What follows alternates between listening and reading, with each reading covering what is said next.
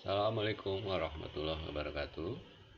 Salam sehat, salam sejahtera buat kita semua. Kembali Pak Derian mengunjungi sahabat-sahabat semua. Semoga kalian semua dalam keadaan kondisi yang sehat. Nah, karena apapun yang namanya kesehatan itu adalah sangat penting. Oke?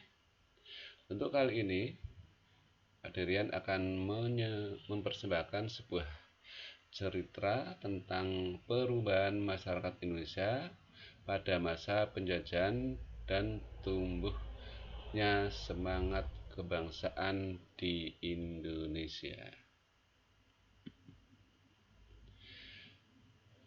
Kedatangan bangsa Eropa dan perlawanan bangsa Indonesia. Apa sih yang melatar belakangi bangsa Eropa datang ke Indonesia? Ada beberapa faktor yang menyebabkan bangsa Eropa datang ke Indonesia ya, atau antara lain adalah keinginan untuk berdagang, menjelajah daerah baru, berpetualang, serta menyebarkan agama.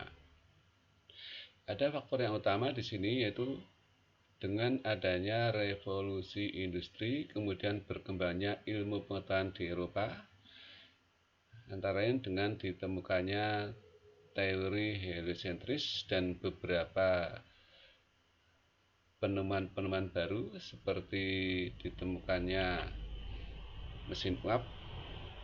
Inilah yang mendorong bangsa barat untuk mengadakan penjelajahan ke dunia timur.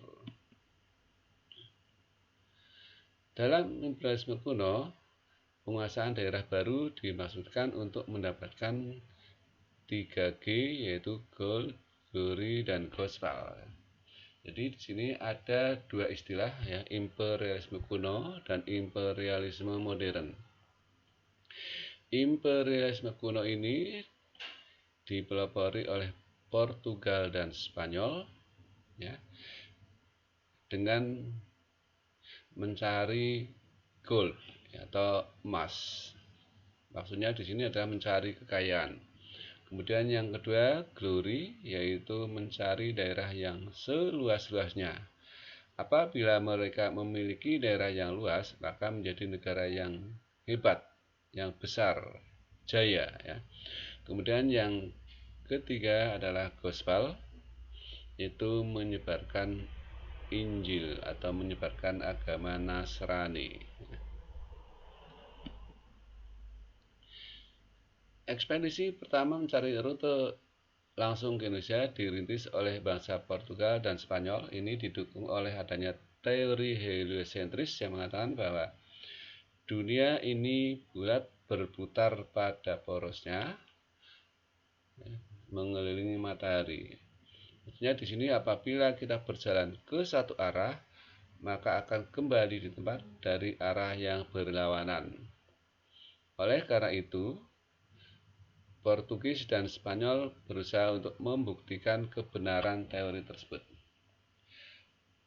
Portugis melalui jalan timur, sedangkan Spanyol melalui jalur barat. Diawali oleh Portugis. Pada tahun 1486, Portugis berlayar dari Lisabon dipimpin oleh Bartolomeu Dias yang menyusuri pantai barat benua Afrika dari Lisabon ke selatan, menyusuri pantai barat benua Afrika, kemudian di ujung selatan benua Afrika mendapatkan serangan topan, akhirnya terdampar. Daerah tersebut kemudian diberi nama Tanjung Harapan. Berikutnya disusun oleh temannya, yaitu Vasco da Gama, dengan melalui jalur yang sama tetapi lebih ke selatan, kemudian masuk ke Samudra Indonesia ke arah timur, mendarat di Goa India. Selanjutnya pada tahun 1511, dengan menggunakan jalur yang sama pula, dipimpin oleh Alfonso d'Albuquerque, yang sampai di Malaka. Setelah sampai di Malaka, tujuan mereka sudah berhasil karena di sini banyak terdapat perdagangan yang mereka cari, antara lain adalah rempah-rempah. Setelah 1 tahun berikutnya, 1512, dipimpin oleh Antonio de Abreu sampai di Maluku. Sedangkan Spanyol dengan menggunakan ekspedisinya yang terkenal yaitu Magellan dan Juan Sebastian Elcano. Ia melalui jalur barat dari Lisabon ke arah barat, menyeberang Samudra Atlantik, kemudian sampai di pantai timur Amerika. Dari pantai timur Amerika ke selatan, kemudian menyeberangi sebelah selat, yang kemudian selat itu diberi nama Selat Magellan, ke arah barat sampai di Samudra Pasifik, kemudian di Filipina, dari Filipina ke selatan sampai di Maluku. Akhirnya Portugal dan Spanyol bertemu di Maluku.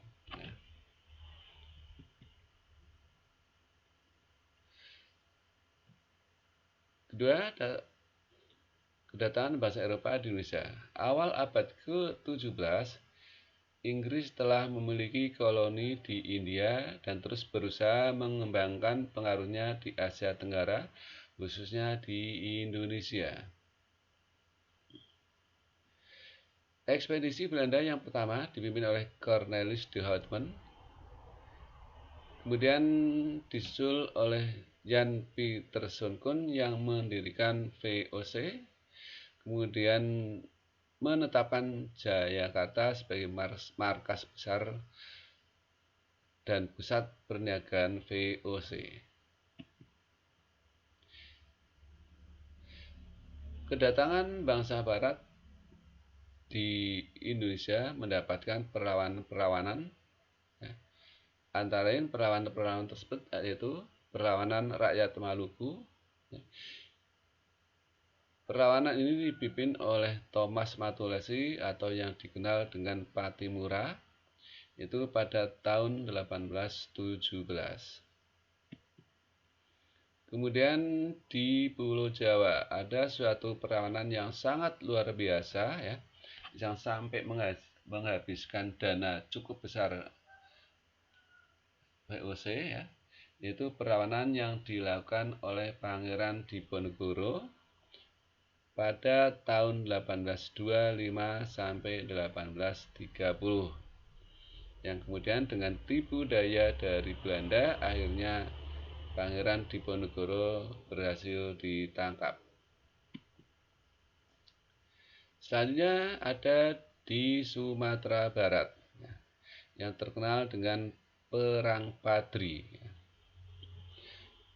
Perlawanan menghadapi pemerintah kolonial Hindia Belanda di Sumatera Barat diawali dengan adanya perang saudara, yaitu antara kaum adat dan kaum Padri.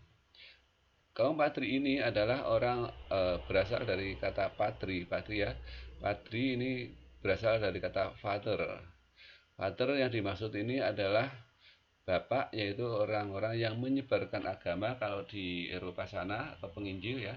Namun di sini di Sumatera Barat bukan menyebarkan Injil, tapi menyebarkan Al-Quran atau menyebarkan agama Islam, di mana diawali dengan adanya kedatangan Haji Sumanik, Haji Biobang, dan Haji Miskin yang baru pulang dari Arab, ya, menunaikan ibadah haji, kemudian melihat kondisi di Sumatera Barat itu kehidupan masyarakatnya banyak yang bertentangan dengan ajaran Islam, maka ketiganya beliau mengadakan pembaruan supaya kaum adat meninggalkan kebiasaan-kebiasaan seperti minum-minuman, ya, mabuk-mabukan dan sebagainya, yang mana kebiasaan adat ini ditentang oleh kaum adat, maka terjadilah perang antara kaum Padri dengan kaum adat. Pada kesempatan ini digunakan oleh Belanda untuk campur tangan membantu kaum adat, yang kemudian menyadari akan hal tersebut, akhirnya kaum adat bersatu dengan kaum Padri bersama-sama menghadapi Belanda.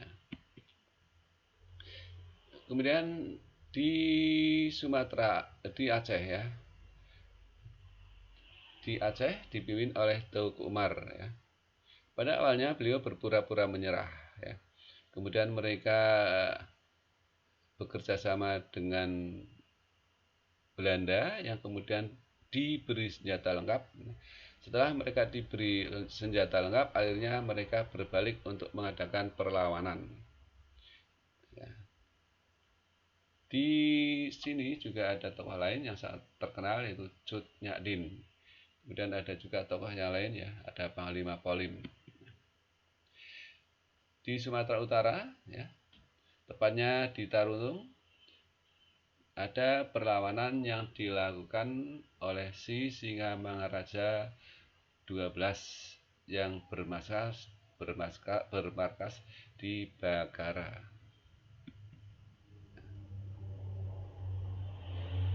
Pada tahun 1844, Raja Buleleng merampas kapal Belanda yang karam di wilayah perairannya. Tindakan yang dilakukan oleh Raja Buleleng ini mendapat perlawanan dari Belanda. Akhirnya terjadilah ketegangan antara Bali dengan Belanda. Berikutnya, ketika Gubernur Jenderal Van der Capellen ingin memperbarui perjanjian Bongaya di Sulawesi Selatan ya, kerajaan-kerajaan di Sulawesi, terutama kerajaan Bone, menentang keras adanya usaha tersebut yang dilakukan oleh Belanda, yaitu Van der Capellen. Di Kalimantan, tepatnya ada di Banjar ya, terjadi perlawanan yang dipimpin oleh Pangeran Antasari pada tahun 1859.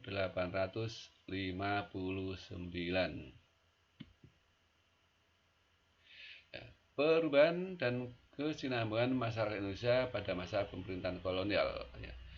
Terjadi kebijakan-kebijakan pemerintah yang dilakukan oleh pemerintah kolonial di Indonesia, yaitu kaum kolonial tidak ingin kepentingan ekonominya mereka diganggu oleh kebijakan politik lokal. Untuk itu mereka merasa perlu ikut campur dalam masalah politik suatu daerah di mana mereka memiliki kepentingan. Jadi di sini ya, pemerintah kolonial Belanda itu berusaha ikut terlibat dalam situasi politik yang ada di daerah. Karena mereka memiliki kepentingan-kepentingan yang kepentingan tersebut ditentang oleh kebijakan politik daerah. Nah, untuk mengatasi hal tersebut, maka VOC melibatkan diri dalam semua kegiatan politik di daerah. Seiring dengan perkembangan industri di Eropa, kebutuhan akan bahan baku semakin meningkat. Oleh karena itu, serikat-serikat dagang Eropa merasa perlu mengadakan monopoli perdagangan di wilayah Indonesia.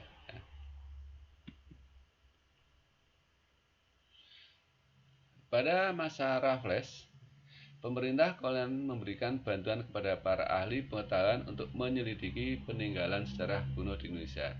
Kita tahu bahwa ketika Inggris menguasai Indonesia di bawah Raffles, ya, ia menerapkan suatu kebijakan sebenarnya yang cukup menguntungkan bagi Indonesia ya, atau mengadakan pembaruan-pembaruan, misalnya dengan ditulisnya buku History of Java, kemudian membuat Kebun Raya Bogor, ya.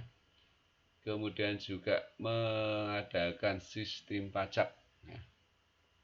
Nah, dari sinilah di Indonesia dikenal adanya pajak. Berikut, Ratu Wilhelmina menuangkan panggilan moral ke dalam kebijakan politik etis yang meliputi bidang pengajaran dan pendidikan bagi bangsa pribumi di Hindia Belanda. Ya. Apa sih yang melatar belakangi politik etis di Indonesia? Ya. Diawali dengan adanya politik tanam paksa. Ya. Dengan adanya politik tanam paksa tersebut, keuangan Belanda yang terkuras habis, ya, menghadapi musuhnya Prancis, yaitu dengan mengadakan perang Mawar selama 100 tahun. Akibatnya keuangan Belanda mengalami krisis. Nah, untuk menghadapi hal tersebut, untuk memulihkan keuangan Belanda, kemudian Belanda mengadakan politik tanam paksa. Dengan adanya tanam paksa tersebut, keuangan Belanda terbantu, kemudian justru mengalami perkembangan yang luar biasa dan mengalami surplus. Ya. Nah, sebagai rasa ungkapan dari kebijakan tersebut, kemudian Belanda atau VOC berusaha ingin membalas budi. Ya. Namun sebenarnya politik etis ini kalau kita lihat adalah sebenarnya untuk kepentingan Belanda sendiri atau untuk kepentingan VOC sendiri. Ya. Namun ada satu hal yang sangat berpengaruh terhadap perjuangan bangsa Indonesia, yaitu dengan adanya pendidikan di mana rakyat boleh masuk sekolah, bisa membaca. Nah, dari sinilah, ya, dengan adanya kesempatan untuk belajar, kesempatan untuk bisa membaca, menulis, maka terbukalah orang-orang Indonesia, pemimpin-pemimpin Indonesia, yang kemudian nantinya akan mengubah sistem perlawanan terhadap Belanda, ya, yang awalnya bersifat kedaerahan, kemudian bersifat nasional. Diawali dengan adanya organisasi yang bersifat nasional, yaitu Budi Utomo. Kedatangan bangsa Barat ke Indonesia berpengaruh pada kekuasaan para penguasa lokal. Pemerintah kolonial tidak jarang secara langsung mencampuri urusan politik di suatu daerah. Pada masa Herman William Daedalus dikenal dengan kerja rodinya. Kemudian pada Thomas Stafford Raffles menerapkan kebijakan ekonomi liberal. Pada saat Gubernur Jenderal Johannes dan Van den Bosch menerapkan kebijakan tanam paksa. Dalam masyarakat muncul kelompok-kelompok masyarakat, ya, berdasarkan golongan, yaitu kelompok masyarakat Eropa yang merupakan kelompok elit, kemudian disusul oleh kelompok timur asing, yaitu Tionghoa, India, dan Arab. Dan pada kelompok yang paling bawah, ya, adalah masyarakat pribumi. Pengaruh kebijakan pemerintahan kolonial bagi rakyat Indonesia, bangsa Barat memiliki kebiasaan dan tradisi tersendiri. Ya.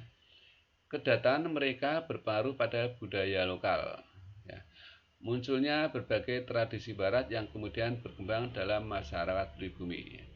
Jadi mereka datang ke Indonesia dengan membawa budaya-budaya mereka, yang kemudian budaya-budaya tersebut diikuti atau ditiru oleh masyarakat pribumi. Antara lain adalah pesta, ya, minum-minuman dan sebagainya.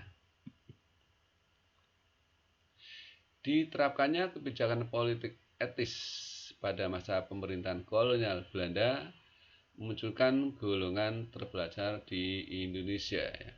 Ya, politik etis yang dikenal dengan politik Van Deventer, ya, terdiri dari pendidikan, migrasi, ya, edukasi, migrasi, kemudian irigasi.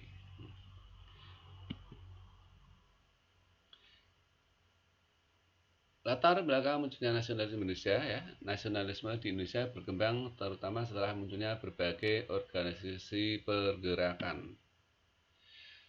Faktor-faktor pembentuk kesadaran nasional. Pertama adalah pengaruh perluasan kekuasaan kolonial Barat. Kemudian pengaruh pendidikan Barat dan pengaruh perkembangan pendidikan Islam. Pihak-pihak yang berperan dalam proses terbentuknya kesadaran nasional yaitu peranan kaum terpelajar, kaum profesional, dan peranan pers. Nah,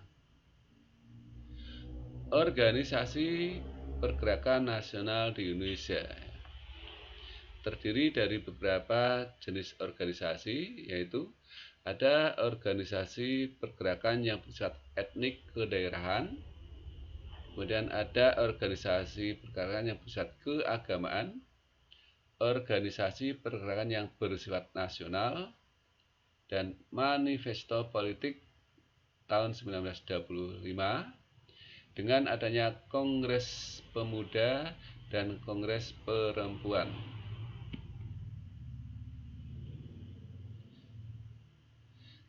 Tumbuh dan berkembangnya semangat kebangsaan. Pada tanggal 11 Januari 1942, Jepang mendarat di Indonesia dan menguasai Kalimantan. Mendarat di Tarakan, kemudian menyusul ke pusat-pusat kekuasaan Belanda di Sumatera dan Jawa. Pada mulanya, kedatangan Jepang disambut gembira oleh bangsa Indonesia. Hal ini karena Jepang berusaha menarik simpati antara lain dengan melakukan sejumlah kegiatan. Ada beberapa upaya yang dilakukan oleh Jepang untuk menarik hati bangsa Indonesia, yang tujuannya adalah supaya tidak terjadi perlawanan yang dilakukan oleh rakyat Indonesia, karena pada waktu yang bersamaan Jepang sedang menghadapi musuh utamanya yaitu Sekutu. Dengan adanya hal tersebut, maka Jepang berusaha untuk mengambil hati bangsa Indonesia dengan mengatakan bahwa Jepang adalah saudara tua. Kemudian ada 3A, ya. Jepang Cahaya Asia, Jepang Pelindung Asia, dan Jepang Pemimpin Asia.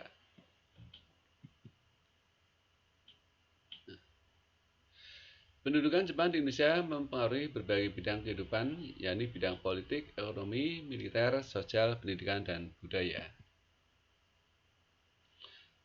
Perjuangan masyarakat Indonesia terhadap Jepang dilakukan melalui kerjasama atau kooperatif, kemudian non-kooperatif, dan pemberontakan.